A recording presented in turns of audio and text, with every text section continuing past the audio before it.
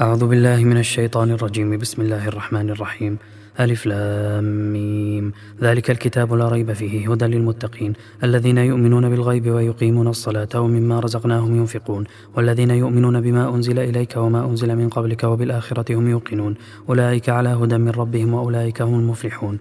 إن الذين كفروا سواء عليهم أأنذرتهم أم لم تنذرهم لا يؤمنون. ختم الله على قلوبهم وعلى سمعهم وعلى أبصارهم غشاوة ولهم عذاب عظيم. ومن الناس من يقول آمنا بالله وباليوم الآخر وما هم بمؤمنين يخادعون الله والذين آمنوا وما يخدعون إلا أنفسهم وما يشعرون. في قلوبهم مرض فزادهم الله مرضا ولهم عذاب أليم بما كانوا يكذبون.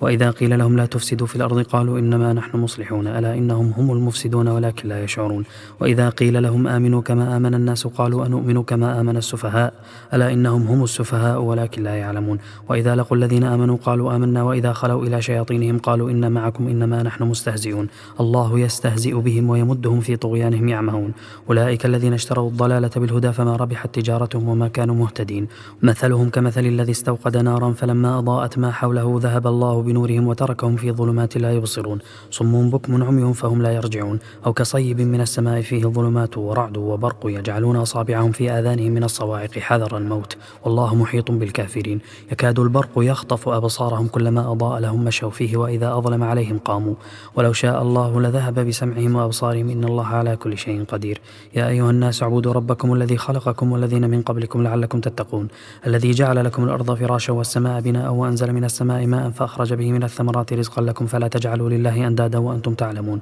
وإن كنتم في ريب مما نزلنا على عبدنا فأتوا بسورة من مثله وادعوا شهداءكم من دون الله إن كنتم صادقين فإن لم تفعلوا ولن تفعلوا فاتقوا النار التي وقودها الناس والحجارة أعدت للكافرين. وبشر الذين آمنوا وعملوا الصالحات أن لهم جنات تجري من تحتها الأنهار كلما رزقوا منها من ثمرة رزقا قالوا هذا الذي رزقنا من قبل وأتوا به متشابها ولهم فيها أزواج مطهرة وهم فيها خالدون. إن الله لا يستحيي أن يضرب مثلا ما بعوضة فما فوقها فأما الذين آمنوا فيعلمون أنه الحق من ربهم وأما الذين كفروا فيقولون ماذا أراد الله بهذا مثلا يضل به كثيرا ويهدي به كثيرا وما يضل به إلا الفاسقين الذين ينقضون عهد الله من بعد ميثاقه ويقطعون ما أمر الله به أن يوصل ويفسدون في الأرض أولئك هم الخاسرون. كيف تكفرون بالله وكنتم أمواتا فأحياكم ثم يميتكم ثم يحييكم ثم إليه ترجعون.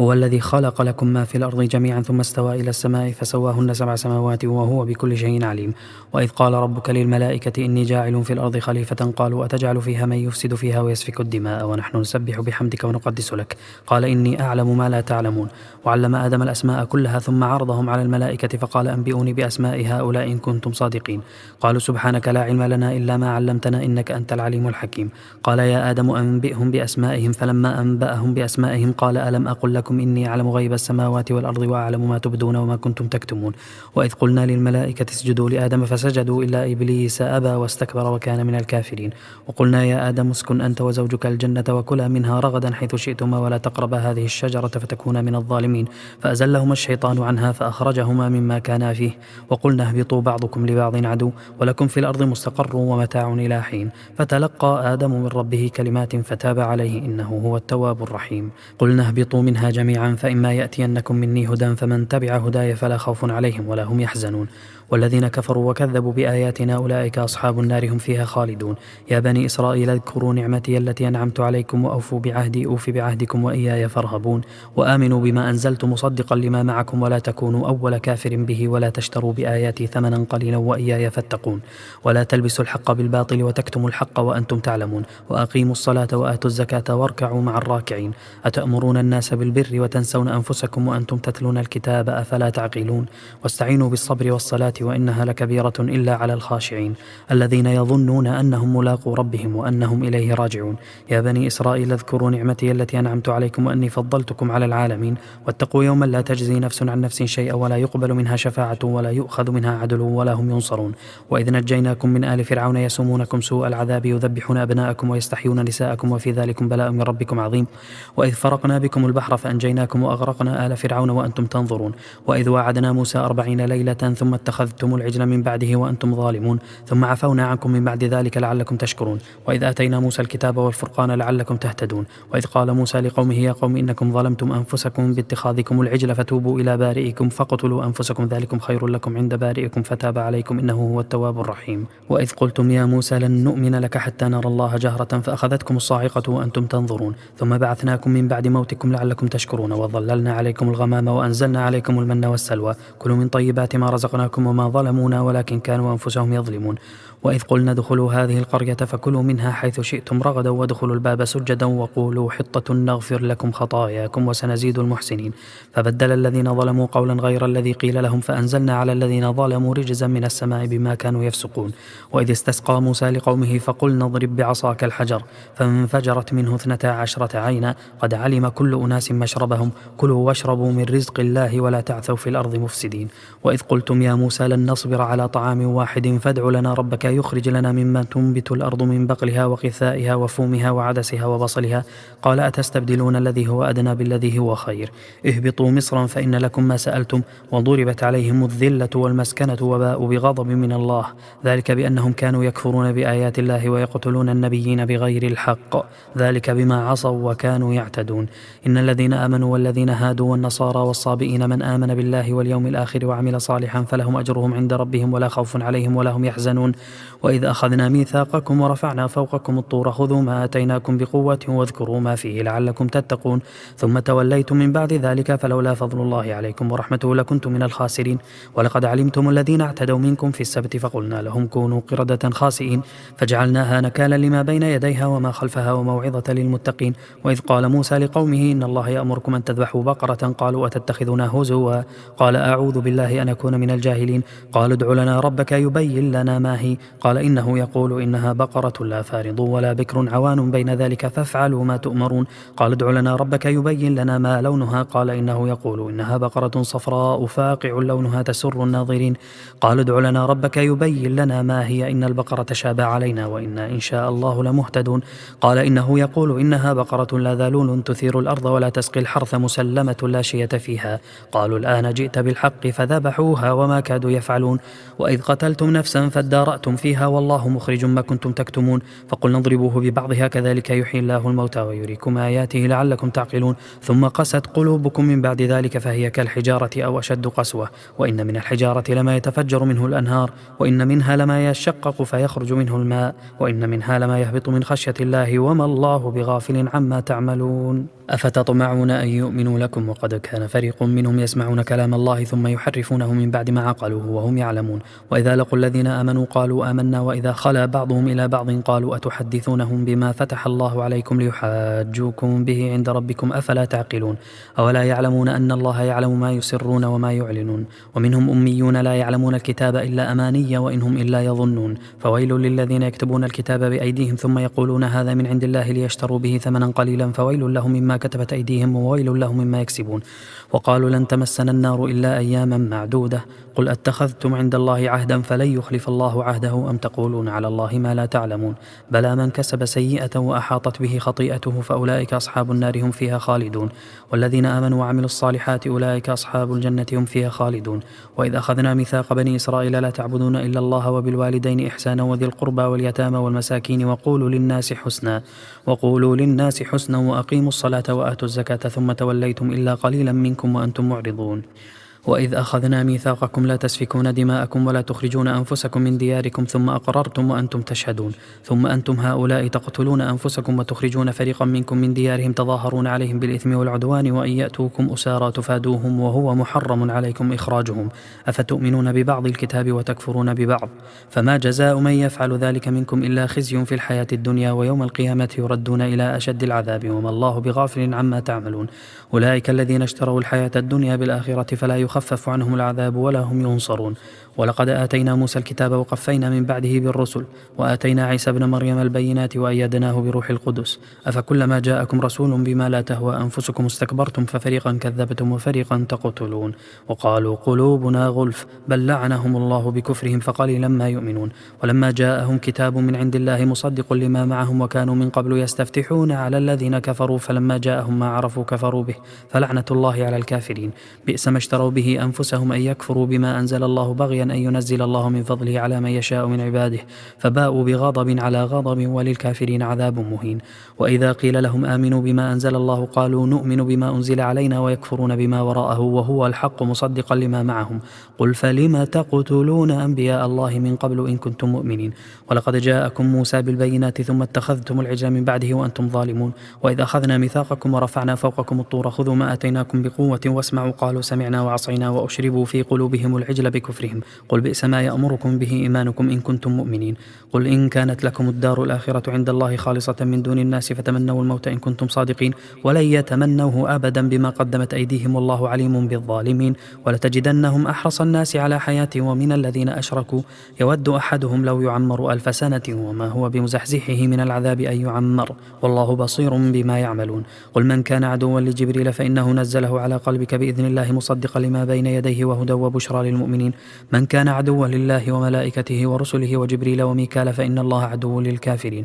ولقد أنزلنا إليك آيات بينات وما يكفر بها إلا الفاسقون. أو كلما عاهدوا عهدا نبذه فريق منهم بل أكثرهم لا يؤمنون. ولما جاءهم رسول من عند الله مصدق لما معهم نبذ فريق من الذين أوتوا الكتاب كتاب الله وراء ظهورهم كأنهم لا يعلمون. واتبعوا ما تتلو الشياطين على ملك سليمان وما كفر سليمان ولكن الشياطين كفروا يعلمون الناس السحر وما أنزل على الملكين ببابل هاروت وماروت وما يعلمان من أحد حتى يقولا إنما نحن فتنة فلا تكفر فيتعلمون منهما ما يفرقون به بين المرء وزوجه وما هم بضارين به من أحد إلا بإذن الله ويتعلمون ما يضرهم ولا ينفعهم ولقد علموا لمن اشتراه ما له في الآخرة من خلاق ولبئس ما شروا به أنفسهم لو كانوا يعلمون.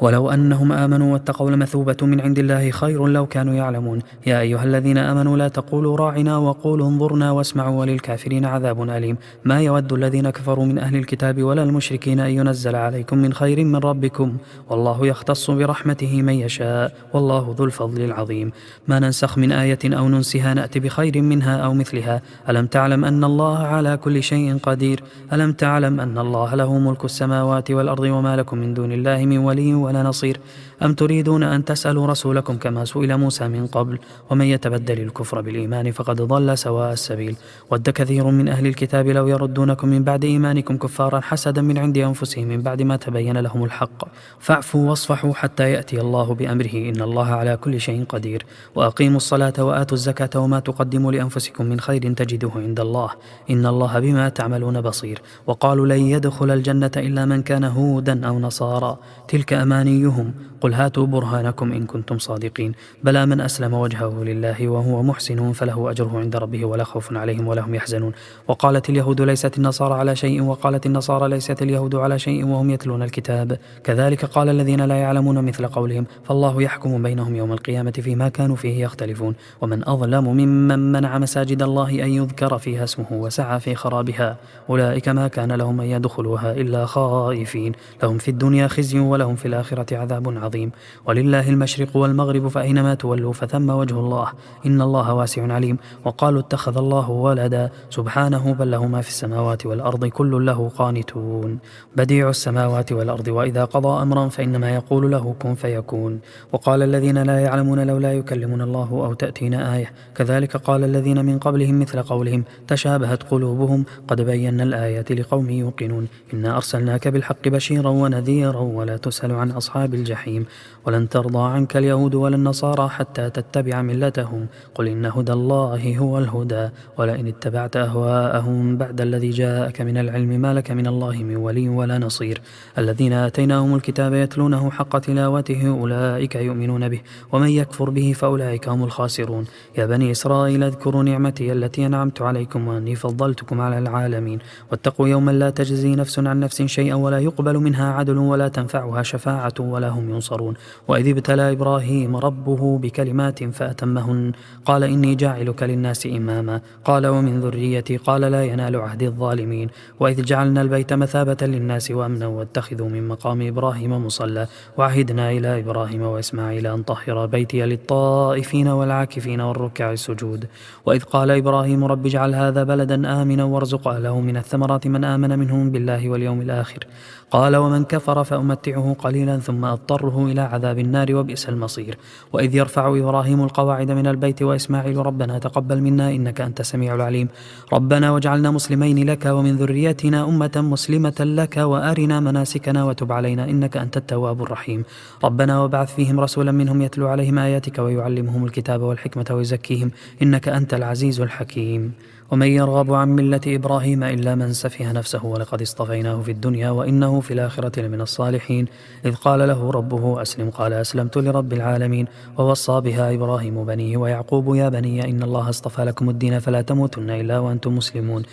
أم كنتم شهداء إذ حضر يعقوب الموت إذ قال لبنيه ما تعبدون من بعدي قالوا نعبد إلهك وإله آبائك إبراهيم وإسماعيل وإسحاق إلها واحدا ونحن له مسلمون تلك أمة قد خلت لها ما كسبت ولكم ما كسبتم ولا تسألون عما كانوا يعملون. وقالوا كونوا هودا أو نصارى تهتدوا قل بل ملة إبراهيم حنيفا وما كان من المشركين قولوا آمنا بالله وما أنزل إلينا وما أنزل إلى إبراهيم وإسماعيل وإسحاق ويعقوب والأسباط وما أوتي موسى وعيسى وما أوتي النبيون من ربهم لا نفرق بين أحد منهم ونحن له مسلمون فإن آمنوا بمثل ما آمنتم به فقد اهتدوا وإن تولوا فإنما هم في شقاق فسيكفيكهم الله وهو السميع العليم صبغة الله ومن أحسن من الله صبغة ونحن له عابدون. قل أتحاجوننا في الله وهو ربنا وربكم ولنا أعمالنا ولكم أعمالكم ونحن له مخلصون أم تقولون إن إبراهيم وإسماعيل وإسحاق ويعقوب والأسباط كانوا هودا أو نصارى قل أأنتم أعلم أم الله ومن أظلم ممن كتم شهادة عنده من الله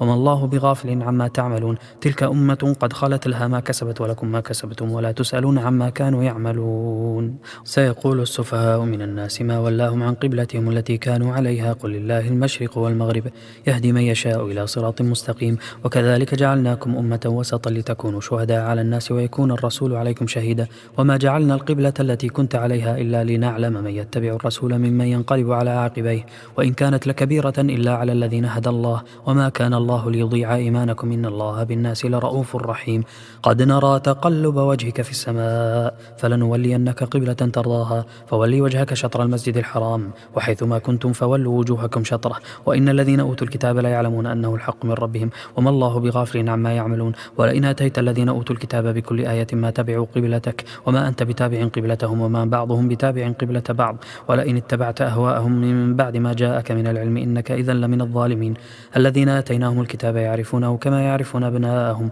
وإن فريقا منهم ليكتمون الحق وهم يعلمون الحق من ربك فلا تكونن من الممترين ولكل وجهة هو موليها فاستبقوا الخيرات أينما تكونوا يأتي بكم الله جميعا إن الله على كل شيء قدير. ومن حيث خرجت فولي وجهك شطر المسجد الحرام وإنه للحق من ربك وما الله بغافل عما تعملون. ومن حيث خرجت فولي وجهك شطر المسجد الحرام وحيثما كنتم فولوا وجوهكم شطره لئلا يكون للناس عليكم حجة إلا الذين ظلموا منهم فلا تخشوهم واخشوني ولأتم نعمتي عليكم ولعلكم تهتدون كما أرسلنا فيكم رسولا منكم يتلو عليكم آياتنا ويزكيكم ويعلمكم الكتاب والحكمة ويعلمكم ما لم تكونوا تعلمون فاذكروني أذكركم واشكروا لي ولا تكفرون. يا أيها الذين آمنوا استعينوا بالصبر والصلاة إن الله مع الصابرين ولا تقولوا لمن يقتل في سبيل الله أموات بل أحياء ولكن لا تشعرون ولنبلونكم بشيء من الخوف والجوع ونقص من الأموال والأنفس والثمرات وبشر الصابرين الذين إذا أصابتهم مصيبة قالوا إنا لله وإنا إليه راجعون أولئك عليهم صلوات من ربهم ورحمة وأولئك هم المهتدون. إن الصفا والمروة من شعائر الله فمن حج البيت أو اعتمر فلا جناح عليه أن يطوف بهما ومن تطوع خيرا فإن الله شاكر عليم. إن الذين يكتمون ما أنزلنا من البينات والهدى من بعد ما بيناه للناس في الكتاب أولئك يلعنهم الله ويلعنهم اللاعنون إلا الذين تابوا وأصلحوا وبينوا فأولئك أتوب عليهم وأنا التواب الرحيم. إن الذين كفروا وماتوا وهم كفار أولئك عليهم لعنة الله والملائكة والناس والناس أجمعين خالدين فيها لا يخفف عنهم العذاب ولا هم ينظرون وإلهكم إله واحد لا إله إلا هو الرحمن الرحيم إن في خلق السماوات والأرض واختلاف الليل والنهار والفلك التي تجري في البحر بما ينفع الناس وما أنزل الله من السماء من ماء فأحيا به الأرض بعد موتها وبث فيها من كل دابة وتصريف الرياح والسحاب المسخر بين السماء والأرض آيات لقوم يعقلون ومن الناس من يتخذ من دون الله أندادا يحبونهم كحب الله والذين آمنوا أشد حبا لله ولو يرى الذين ظلموا إذ يرون العذاب أن القوة لله جميعا وأن الله شديد العذاب إذ تبرأ الذين اتبعوا من الذين اتبعوا ورأوا العذاب وتقطعت بهم الأسباب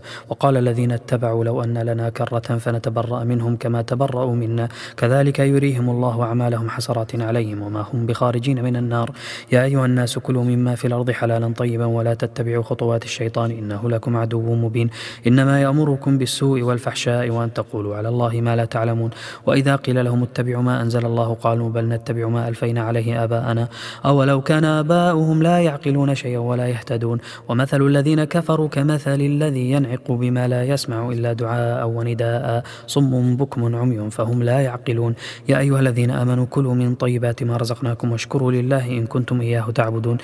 إنما حرم عليكم الميتة والدم ولحم الخنزير وما أهل به لغير الله فمن اضطر غير باغ ولا عاد فلا إثم عليه إن الله غفور رحيم إن الذين يكتمون ما أنزل الله من الكتاب ويشترون به ثمنا قليلا أولئك ما يأكلون في بطونهم إلا النار ولا يكلمهم الله يوم القيامة ولا يزكيهم ولهم عذاب أليم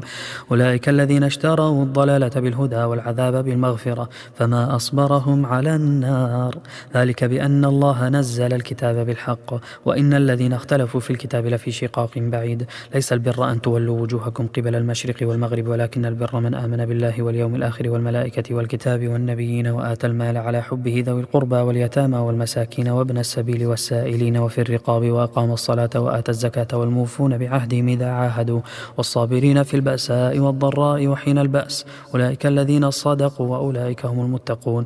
يا أيها الذين آمنوا كتب عليكم القصاص في القتلى الحر بالحر والعبد بالعبد والأنثى بالأنثى فمن عفي له من أخيه شيء فاتباع بالمعروف وأداء إليه بإحسان ذلك تخفيف من ربكم ورحمة فمن اعتدى بعد ذلك فله عذاب أليم ولكم في القصاص حياة يا أولي الألباب لعلكم تتقون كتب عليكم إذا حضر أحدكم الموت إن ترك خيرا الوصية للوالدين والأقربين بالمعروف حقا على المتقين فمن بدله بعدما سمعه فإنما إثمه على الذين يبدلونه إن الله سميع عليم فمن خاف من موص جنفا أو إثما فأصلح بينهم فلا إثم عليه إن الله غفور رحيم يا أيها الذين آمنوا كتب عليكم الصيام كما كتب على الذين من قبلكم لعلكم تتقون أياما معدودات فمن كان منكم مريضا أو على سفر فعدة من أيام أخر وعلى الذين يطيقونه فدية طعام مسكين فمن تطوع خيرا فهو خير له وأن تصوموا خير لكم إن كنتم تعلمون شهر رمضان الذي أنزل فيه القرآن هدى للناس وبينات من الهدى والفرقان فمن شهد منكم الشهر فليصمه ومن كان مريضا أو على سفر فعدة من أيام أخر يريد الله بكم اليسر ولا يريد بكم العسر ولتكملوا العدة ولتكبروا الله على ما هداكم ولعلكم تشكرون وإذا سألك عبادي عني فإني قريب أجيب دعوة الداعي إذا دعان فليستجيبوا لي وليؤمنوا بي لعلهم يرشدون أحل لكم ليلة الصيام الرفث إلى نسائكم هن لباس لكم وأنتم لباس لهن علم الله أنكم كنتم تختانون أنفسكم فتاب عليكم وعفى عنكم فالآن باشروهن وابتغوا ما كتب الله لكم وكلوا واشربوا حتى يتبين لكم الخيط الأبيض من الخيط الأسود من الفجر ثم أتموا الصيام إلى الليل ولا تباشروهن وأنتم عاكفون في المساجد تلك حدود الله فلا تقربوها كذلك يبين الله آياته للناس لعلهم يتقون ولا تأكلوا أموالكم بينكم بالباطل وتدلوا بها إلى الحكام لتأكلوا فريقا من أموال الناس بالإثم وأنتم تعلمون يسألونك عن الأهلة قل هي مواقيت للناس والحج وليس البر بأن تأتوا البيوت من ظهورها ولكن البر من اتقى وأتوا البيوت من أبوابها واتقوا الله لعلكم تفلحون وقاتلوا في سبيل الله الذين يقاتلونكم ولا تعتدوا إن الله لا يحب المعتدين واقتلوهم حيث ثقفتموهم وأخرجوهم من حيث أخرجوكم والفتنة أشد من القتل ولا تقاتلوهم عند المسجد الحرام حتى يقاتلوكم فيه فإن قاتلوكم فاقتلوهم كذلك جزاء الكافرين فإن انتهوا فإن الله غفور رحيم وقاتلوهم حتى لا تكون فتنة ويكون الدين لله فإن انتهوا فلا عدوان إلا على الظالمين الشهر الحرام بالشهر الحرام والحرمات قصاص فمن اعتدى عليكم فاعتدوا عليه بمثل ما اعتدى عليكم واتقوا الله واعلموا أن الله مع المتقين وأنفقوا في سبيل الله ولا تلقوا بأيديكم إلى التهلكة وأحسنوا إن الله يحب المحسنين المحسنين. وأتموا الحج والعمرة لله، فإن أحصرتم فما استيسر من الهدي، ولا تحلقوا رؤوسكم حتى يبلغ الهدي محله، فمن كان منكم مريضا أو به أذى من رأسه ففدية من صيام أو صدقة أو نسك. فإذا أمنتم فمن تمتع بالعمرة إلى الحج فما استيسر من الهدي، فمن لم يجد فصيام 3 أيام في الحج و7 إذا رجعتم، تلك 10 كاملة، ذلك لمن لم يكن أهله حاضر المسجد الحرام. واتقوا الله واعلموا أن الله شديد العقاب. الحج أشهر معلومات، فمن فرض فيهن الحج فلا رفث ولا فسوق ولا جدال في الحج، وما تفعلوا من خير يعلمه الله، وتزودوا فإن خير الزاد التقوى، واتقون يا أولي الألباب. ليس عليكم جناح أن تبتغوا فضلا من ربكم، فإذا أفضتم من عرفات فاذكروا الله عند المشعر الحرام واذكروه كما هداكم وإن كنتم من قبله لمن الضالين. ثم أفيضوا من حيث أفاض الناس واستغفروا الله إن الله غفور رحيم. فإذا قضيتم مناسككم فاذكروا الله كذكركم آباءكم أو أشد ذكرا. فمن الناس من يقول ربنا آتنا في الدنيا وما له في الآخرة من خلاق، ومنهم من يقول ربنا آتنا في الدنيا حسنة وفي الآخرة حسنة وقنا عذاب النار. أولئك لهم نصيب مما كسبوا والله سريع الحساب. واذكروا الله في أيام معدودات، فمن تعجل في يومين فلا إثم عليه، ومن تأخر فلا إثم عليه لمن اتقى. واتقوا الله واعلموا أنكم إليه تحشرون. ومن الناس من يعجبك قوله في الحياة الدنيا ويشهد الله على ما في قلبه وهو ألد الخصام، وإذا تولى سعى في الأرض ليفسد فيها ويهلك الحرث والنسل والله لا يحب الفساد. وإذا قيل له اتق الله أخذته العزة بالإثم فحسبه جهنم ولبئس المهاد. ومن الناس من يشري نفسه ابتغاء مرضات الله والله رؤوف بالعباد. يا أيها الذين آمنوا ادخلوا في السلم كافة ولا تتبعوا خطوات الشيطان إنه لكم عدو مبين. فإن زللتم من بعد ما جاءتكم البينات فاعلموا أن الله عزيز حكيم. هل ينظرون إلا أن يأتيهم الله في ظلل من الغمام والملائكة وقضي الأمر وإلى الله ترجع الأمور. سل بني إسرائيل كم آتيناهم من آية بينة ومن يبدل نعمة الله من بعد ما جاءته فإن الله شديد العقاب. زين للذين كفروا الحياة الدنيا ويسخرون من الذين آمنوا والذين اتقوا فوقهم يوم القيامة والله يرزق من يشاء بغير حساب. كان الناس أمة واحدة فبعث الله النبيين مبشرين ومنذرين وأنزل معهم الكتاب بالحق ليحكم بين الناس فيما اختلفوا فيه وما اختلف فيه إلا الذين أوتوه من بعد ما جاءتهم البينات بغيا بينهم فهدى الله الذين آمنوا لما اختلفوا فيه من الحق بإذنه والله يهدي من يشاء إلى صراط مستقيم. أم حسبتم أن تدخلوا الجنة ولما يأتكم مثل الذين خلوا من قبلكم مستهم البأساء والضراء وزلزلوا حتى يقول الرسول والذين آمنوا معه متى نصر الله ألا إن نصر الله قريب. يسألونك ماذا ينفقون قل ما أنفقتم من خير فللوالدين والأقربين واليتامى والمساكين وابن السبيل وما تفعلوا من خير فإن الله به عليم. كتب عليكم القتال وهو كره لكم وعسى أن تكرهوا شيئا وهو خير لكم وعسى أن تحبوا شيئا وهو شر لكم والله يعلم وأنتم لا تعلمون. يسألونك عن الشهر الحرام قتال فيه قل قتال فيه كبير وصد عن سبيل الله وكفر به والمسجد الحرام وإخراج أهله منه أكبر عند الله والفتنة أكبر من القتل ولا يزالون يقاتلونكم حتى يردوكم عن دينكم إن استطاعوا ومن يرتدد منكم عن دينه فيمت وهو كافر فأولئك حبطت أعمالهم في الدنيا والآخرة وأولئك أصحاب النار هم فيها خالدون. إن الذين آمنوا والذين هاجروا وجاهدوا في سبيل الله أولئك يرجون رحمة الله والله غفور رحيم. يسألونك عن الخمر والميسر قل فيهما إثم كبير ومنافع للناس وإثمهما أكبر من نفعهما ويسألونك ماذا ينفقون قل العفو كذلك يبين الله لكم الآيات لعلكم تتفكرون في الدنيا والآخرة. ويسألونك عن اليتامى قل إصلاح لهم خير وإن تخالطوهم فإخوانكم والله يعلم المفسد من المصلح ولو شاء الله لأعنتكم إن الله عزيز حكيم. ولا تنكحوا المشركات حتى يؤمن ولا أمة مؤمنة خير من مشركة ولو أعجبتكم ولا تنكحوا المشركين حتى يؤمنوا ولا عبد مؤمن خير من مشرك ولو أعجبكم أولئك يدعون إلى النار والله يدعو إلى الجنة والمغفرة بإذنه ويبين آياته للناس لعلهم يتذكرون. ويسألونك عن المحيض قل هو أذى فاعتزلوا النساء في المحيض ولا تقربوهن حتى يطهرن فإذا تطهرن فأتوهن من حيث أمركم الله إن الله يحب التوابين ويحب المتطهرين نساؤكم حرث لكم فأتوا حرثكم أن شئتم وقدموا لأنفسكم واتقوا الله واعلموا أنكم ملاقوه وبشر المؤمنين ولا تجعلوا الله عرضة لأيمانكم أن تبروا وتتقوا وتصلحوا بين الناس والله سميع عليم لا يؤاخذكم الله باللغو في أيمانكم ولكن يؤاخذكم بما كسبت قلوبكم والله غفور حليم للذين يؤلون من نسائهم تربص 4 أشهر فإن فاءوا فإن الله غفور رحيم وإن عزموا الطلاق فإن الله سميع عليم والمطلقات يتربصن بأنفسهن 3 قروء ولا يحل لهن أن يكتمن ما خلق الله في أرحامهن إن كن يؤمن بالله واليوم الآخر وبعولتهن أحق بردهن في ذلك إن أرادوا إصلاحا ولهن مثل الذي عليهن بالمعروف وللرجال عليهن درجة والله عزيز حكيم الطلاق 2 مرات فإمساك بمعروف أو تسريح بإحسان ولا يحل لكم أن تأخذوا مما آتيتموهن شيئا إلا أن يخاف ألا يقيما حدود الله فإن خفتم ألا يقيما حدود الله فلا جناح عليهما فيما افتدت به تلك حدود الله فلا تعتدوها ومن يتعد حدود الله فأولئك هم الظالمون فإن طلقها فلا تحل له من بعد حتى تنكح زوجا غيره فإن طلقها فلا جناح عليهما أن يتراجعا إن ظنا أن يقيما حدود الله وتلك حدود الله يبينها لقوم يعلمون وإذا طلقتم النساء فبلغن أجلهن فأمسكوهن بمعروف أو سرحوهن بمعروف ولا تمسكوهن ضرارا لتعتدوا ومن يفعل ذلك فقد ظلم نفسه ولا تتخذوا آيات الله هزوا واذكروا نعمة الله عليكم وما أنزل عليكم من الكتاب والحكمة يعظكم به واتقوا الله واعلموا أن الله بكل شيء عليم وإذا طلقتم النساء فبلغن أجلهن فلا تعضلوهن أن ينكحن أزواجهن إذا تراضوا بينهم بالمعروف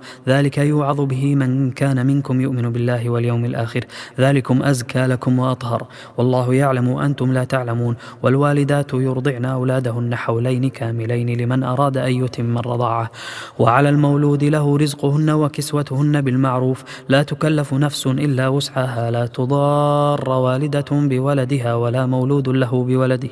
وعلى الوارث مثل ذلك فإن أرادا فصالا عن تراض منهما وتشاور فلا جناح عليهما وإن أردتم أن تسترضعوا أولادكم فلا جناح عليكم إذا سلمتم ما آتيتم بالمعروف واتقوا الله واعلموا أن الله بما تعملون بصير والذين يتوفون منكم ويذرون أزواجا يتربصن بأنفسهن 4 أشهر و10 فإذا بلغن أجلهن فلا جناح عليكم فيما فعلن في أنفسهن بالمعروف والله بما تعملون خبير ولا جناح عليكم فيما عرضتم به من خطبة النساء أو أكننتم في أنفسكم علم الله أنكم ستذكرونهن ولكن لا تواعدوهن سرا إلا أن تقولوا قولا معروفا ولا تعزموا عقدة النكاح حتى يبلغ الكتاب أجله واعلموا أن الله يعلم ما في أنفسكم فاحذروه واعلموا أن الله غفور حليم لا جناح عليكم إن طلقتم النساء ما لم تمسوهن أو تفرضوا لهن فريضة ومتعوهن على الموسع قدره وعلى المقتر قدره متاعا بالمعروف حقا على المحسنين وإن طلقتموهن من قبل أن تمسوهن وقد فرضتم لهن فريضة فنصف ما فرضتم إلا أن يعفون أو يعفو الذي بيده عقدة النكاح وأن تعفوا أقرب للتقوى ولا تنسوا الفضل بينكم إن الله بما تعملون بصير حافظوا على الصلوات والصلاة الوسطى وقوموا لله قانتين فإن خفتم فرجالا أو ركبانا فإذا أمنتم فاذكروا الله كما علمكم ما لم تكونوا تعلمون والذين يتوفون منكم ويذرون أزواجا وصية لأزواجهم متاعا إلى الحول غير إخراج فإن خرجنا فلا جناح عليكم فيما فعلن في أنفسهن من معروف والله عزيز حكيم وللمطلقات متاع بالمعروف حقا على المتقين كذلك يبين الله لكم آياته لعلكم تعقلون ألم تر إلى الذين خرجوا من ديارهم وهم ألوف حذر الموت فقال لهم الله موتوا ثم أحياهم إن الله لذو فضل على الناس ولكن أكثر الناس لا يشكرون وقاتلوا في سبيل الله واعلموا أن الله سميع عليم من ذا الذي يقرض الله قرضا حسنا فيضاعفه له أضعافا كثيرة والله يقبض ويبسط وإليه ترجعون ألم تر إلى الملأ من بني إسرائيل من بعد موسى إذ قالوا لنبي له مبعث لنا ملكا نقاتل في سبيل الله قال هل عسيتم إن كتب عليكم القتال ألا تقاتلوا قالوا وما لنا ألا نقاتل في سبيل الله وقد أخرجنا من ديارنا وأبنائنا فلما كتب عليهم القتال تولوا إلا قليلا منهم والله عليم بالظالمين وقال لهم نبيهم إن الله قد بعث لكم طالوت ملكا قالوا أنى يكون له الملك علينا ونحن أحق بالملك منه ولم يؤت سعة من المال المال. قال إن الله اصطفاه عليكم وزاده بسطة في العلم والجسم، والله يؤتي ملكه من يشاء، والله واسع عليم. وقال لهم نبيهم إن آية ملكه أن يأتيكم التابوت فيه سكينة من ربكم وبقية مما ترك آل موسى وآل هارون تحمله الملائكة، إن في ذلك لآية لكم إن كنتم مؤمنين. فلما فصل طالوت بالجنود قال إن الله مبتليكم بنهر فمن شرب منه فليس مني ومن لم يطعمه فإنه مني إلا من اغترف غرفة بيده، فشربوا منه إلا قليلا منهم. فلما جاوزه هو والذين آمنوا معه قالوا لا طاقة لنا اليوم بجالوت وجنوده. قال الذين يظنون أنهم ملاقوا الله كم من فئة قليلة غلبت فئة كثيرة بإذن الله والله مع الصابرين. ولما برزوا لجالوت وجنوده قالوا ربنا أفرغ علينا صبرا وثبت أقدامنا وانصرنا على القوم الكافرين، فهزموهم بإذن الله. وقتل داود جالوت وآتاه الله الملك والحكمة وعلمه مما يشاء، ولولا دفع الله الناس بعضهم ببعض لفسدت الأرض ولكن الله ذو فضل على العالمين. تلك آيات الله نتلوها عليك بالحق وإنك لمن المرسلين. تلك الرسل فضلنا بعضهم على بعض، منهم من كلم الله ورفع بعضهم درجات، وآتينا عيسى ابن مريم البينات وأيدناه بروح القدس. ولو شاء الله ما اقتتل الذين من بعدهم من بعد ما جاءتهم البينات ولكن اختلفوا فمنهم من آمن ومنهم من كفر. ولو شاء الله ما اقتتلوا ولكن الله يفعل ما يريد. يا أيها الذين آمنوا أنفقوا مما رزقناكم من قبل أن يأتي يوم لا بيع فيه ولا خلة ولا شفاعة والكافرون هم الظالمون. الله لا إله إلا هو الحي القيوم لا تأخذه سنة ولا نوم له ما في السماوات وما في الأرض من ذا الذي يشفع عنده إلا بإذنه يعلم ما بين أيديهم وما خلفهم ولا يحيطون بشيء من علمه إلا بما شاء وسع كرسيه السماوات والأرض ولا يؤوده حفظهما وهو العلي العظيم. لا إكراه في الدين قد تبين الرشد من الغي فمن يكفر بالطاغوت ويؤمن بالله فقد استمسك بالعروة الوثقى لا انفصام لها والله سميع عليم. الله ولي الذين آمنوا يخرجهم من الظلمات إلى النور والذين كفروا أولياءهم الطاغوت يخرجونهم من النور إلى الظلمات أولئك أصحاب النار هم فيها خالدون. ألم تر إلى الذي حاج إبراهيم في ربه أن آتاه الله الملك إذ قال إبراهيم ربي الذي يحيي ويميت قال أنا أحيي وأميت. قال إبراهيم فإن الله يأتي بالشمس من المشرق فأت بها من المغرب فبهت الذي كفر والله لا يهدي القوم الظالمين. أو كالذي مر على قرية وهي خاوية على عروشها قال أنى يحيي هذه الله بعد موتها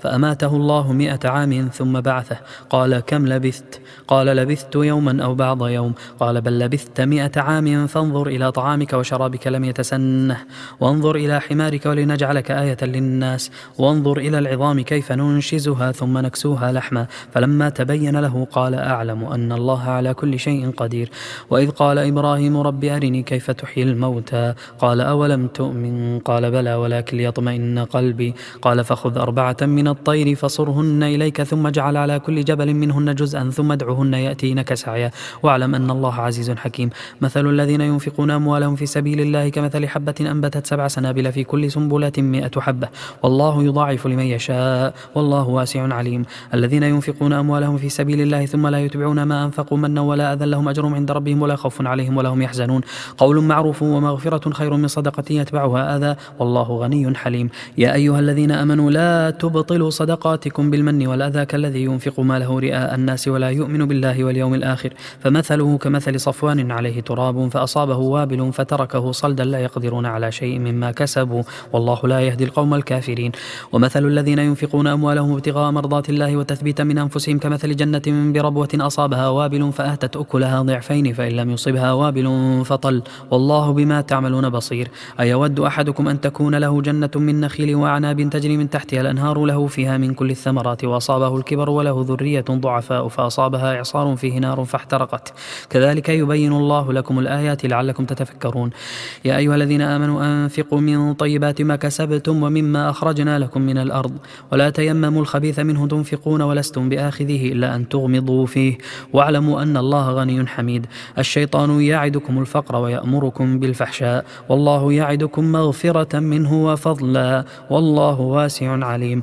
يؤتي الحكمة من يشاء ومن يؤت الحكمة فقد أوتي خيرا كثيرا وما يذكر إلا أولو الألباب. وما أنفقتم من نفقة أو نذرتم من نذر فإن الله يعلمه وما للظالمين من أنصار. إن تبدوا الصدقات فنعما هي وإن تخفوها وتؤتوها الفقراء فهو خير لكم ويكفر عنكم من سيئاتكم والله بما تعملون خبير. ليس عليك هداهم ولكن الله يهدي من يشاء وما تنفقوا من خير فلأنفسكم وما تنفقون إلا ابتغاء وجه الله وما تنفقوا من خير يوفى إليكم وأنتم لا تظلمون. للفقراء الذين أحصروا في سبيل الله لا يستطيعون ضربا في الأرض يحسبهم الجاهل أغنياء من التعفف تعرفهم بسيماهم لا يسألون الناس إلحافا وما تنفقوا من خير فإن الله به عليم. الذين ينفقون أموالهم بالليل والنهار سرا وعلانية فلهم أجرهم عند ربهم ولا خوف عليهم ولا هم يحزنون.